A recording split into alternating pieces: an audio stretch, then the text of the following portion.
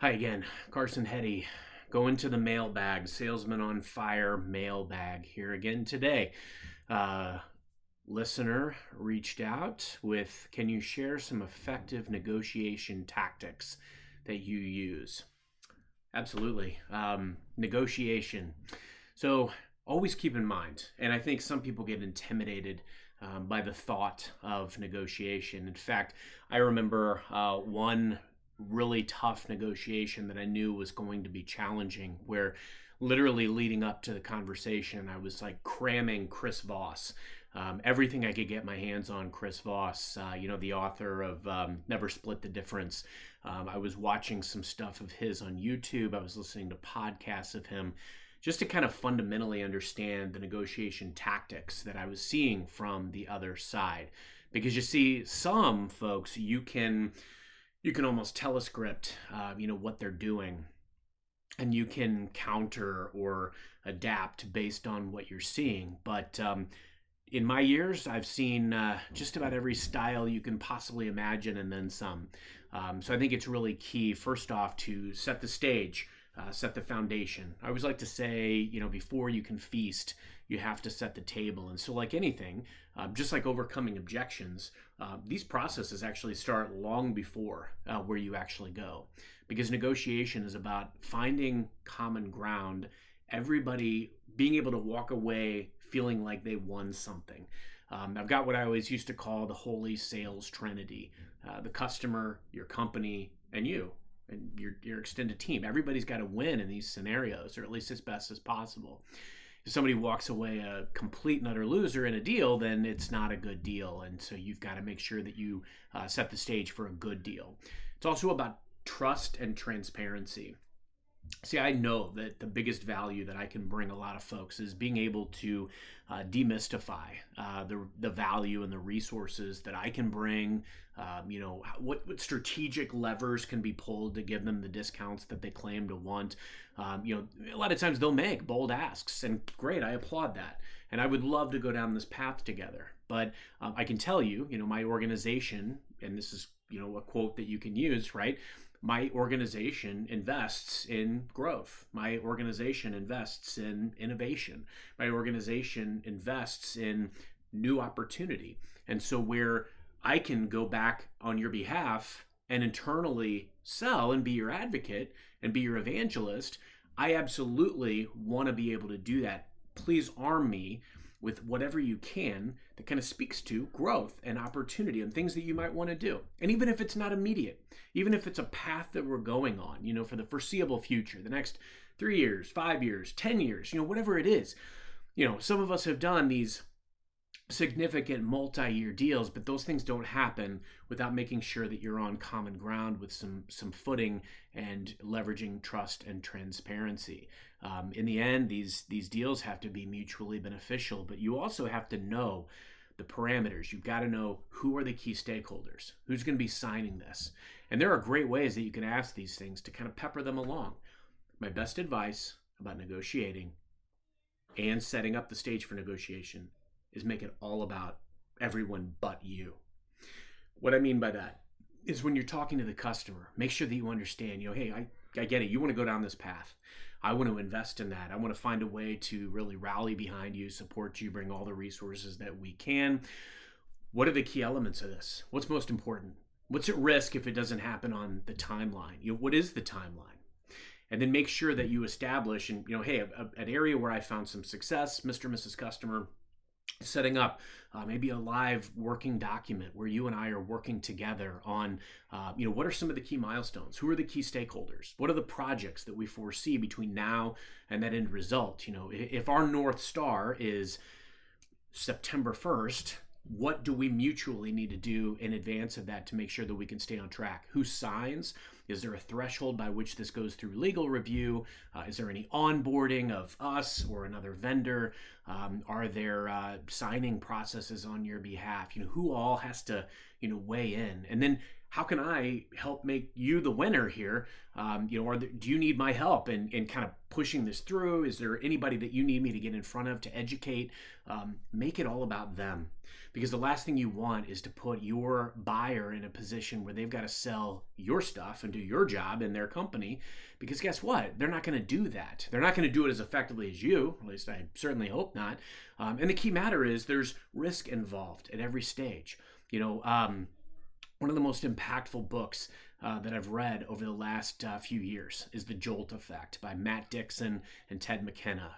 Matt Dixon actually joined us not too long ago on Mastering Modern Selling, the #1 social selling podcast. And phenomenal show. I mean, literally it changed my whole mindset when it came to sales, because it makes you realize that the fear of messing up overshadows the fear of missing out far and beyond. And so you've got to understand what looks like risk to them, and doing these litmus test temperature checks at various stages.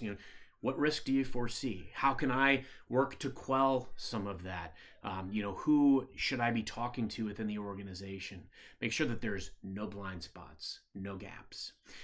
Now, I would be remiss not to tell you that I know this much, because I've been stung by many a blind spot in my day, where there was this second mystery legal review, or there was this special threshold that needed to go to the board, but the way that they were counting their investment was different than the way we were counting ours. And so it managed to be yet another hurdle there as we got closer to the end zone together. But the bottom line is, you ultimately want to get to a point where you shore up those gaps. So making sure that you've prepared, there's a lot of communication.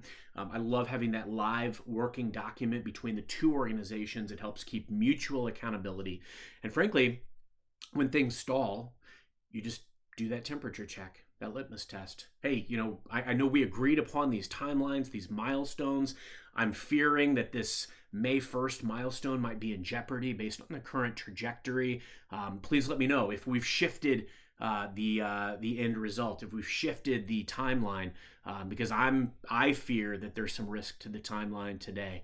Plant that seed. Now, some of us, we still get what we like to call ghosted beyond that point. And one response that I always like to say that gets me responses from there is, hey, I've allocated a lot of resources, personnel wise, to be a part of this process, right? They're standing by, or they're actively involved in, keeping this moving.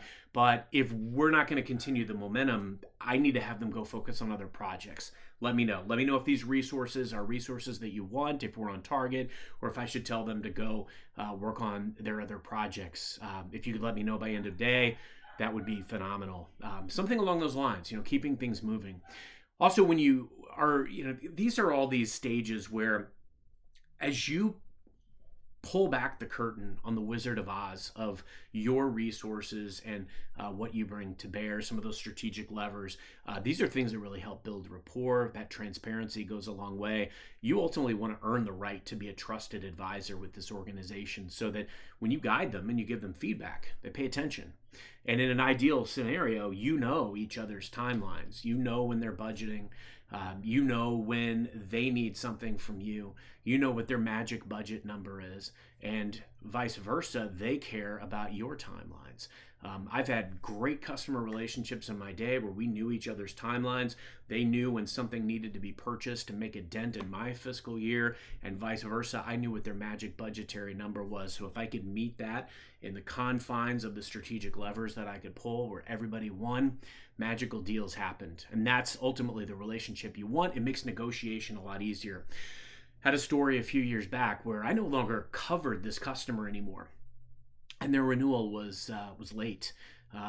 This was a deal that I had covered in my prior role, and the renewal was late. They couldn't come to terms. They'd been working on this things for months. I got a call, and they asked me to go in because I had a great relationship. I wasn't even affected by or paid on this deal, but I went in, and they gave me carte blanche to do whatever I needed to do. Sat down, and in 45 minutes the deal was done. The reason why, because I immediately went to the heart of, guys, what matters to you in this deal? What's most important? Kind of give me both bullet point it, list it out, what matters the most. And frankly, there was a budgetary number that they had to hit. It was that simple. And they made valid points, right? I mean, they were seeing a significant growth number. There's some common sense that has to be applied to this. A lot of times we have the ability in deals to build in some time to value, especially if it's a new product or offering or service. And so just kind of massaging that, but I asked them point blank, like, hey, if we can get to this number, do you care if we license this in a certain way where, my team gets paid and you guys have the same functionality? They didn't care. So, we were able to construct this deal where, again, everybody wins and gets their piece and their payout, and everybody's happy when those types of things happen. Clarifying goals and priorities is really key. Also, making concessions strategically. Prices are set, the way they're set for a reason, right? There is a cost of goods sold.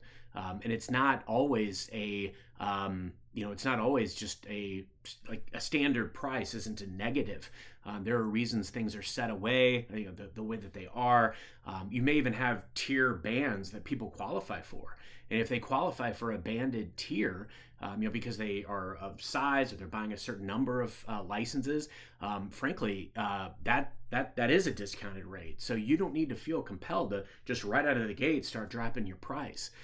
When you do that, you devalue your product and your solution every single time. Be sure you're iterating and reiterating all the value that's a part of that.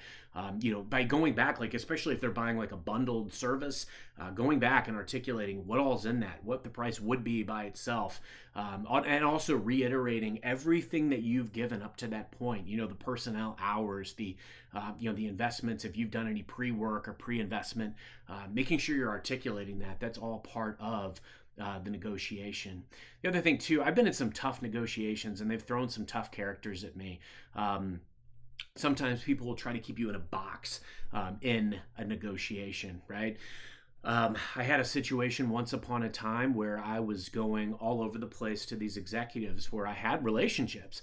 And I actually told them that because they kind of went radio silent when I got close to the negotiation. And I said, I have this strong fear that you're missing out on some possibilities and some things that we could invest and do because of the lack of ability for us to collaborate at this level.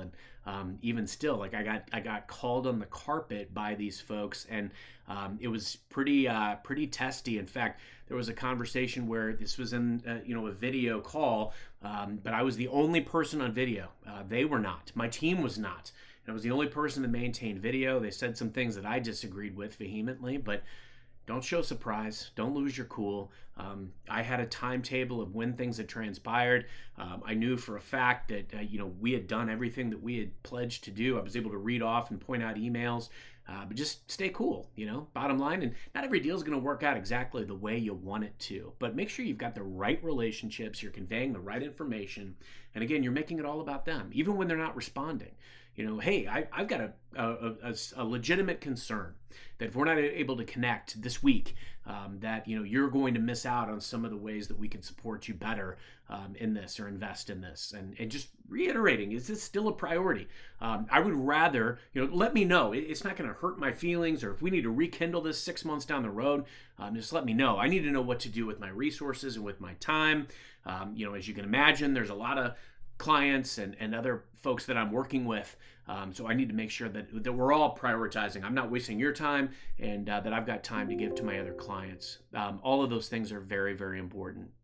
Lastly, when it comes to negotiating, again, be sure that you have carved out in advance the place where you're going to stand firm. You have to sometimes, you got to put your cards on the table, I often like to say there's a lot of similarities between sales and playing cards. A lot of times because it's the hand you're dealt, the territory, the market that you get. It's not always going to be perfect. Some years your planets align and you knock it out of the park. And others, you get dealt a raw deal and you've got a quote unquote impossible quota. And you've just got to go out and start trying to hit moonshots with that total addressable market. But when it comes down to it, there in those final throws, make sure you've controlled everything you can, and make sure that you've figured out, what is going to be the last ditch. And phone a friend. I've had situations in the final throes of deals where I've called a friend and I've bounced ideas off of it, or I've called a leader. Raise your hand. If you don't ask for help in these types of situations, you're asking for trouble. Don't go down alone. That's the beauty of sales, is that you're never truly alone. Even if you're an individual contributor, you're probably surrounded by other people that have done what you're doing, or that can be the voice of reason, or can help you and counsel and mentor you through these situations. So don't go down alone. Reach out to somebody, bounce the ideas off them, bounce them off your boss, or a colleague or a friend, and figure out what the next step could be. These types of things have helped me tremendously, mostly making it all about everybody else and ensuring everybody else that touches this deal wins, and that you do everything you can not to have any blind spots. Happy selling.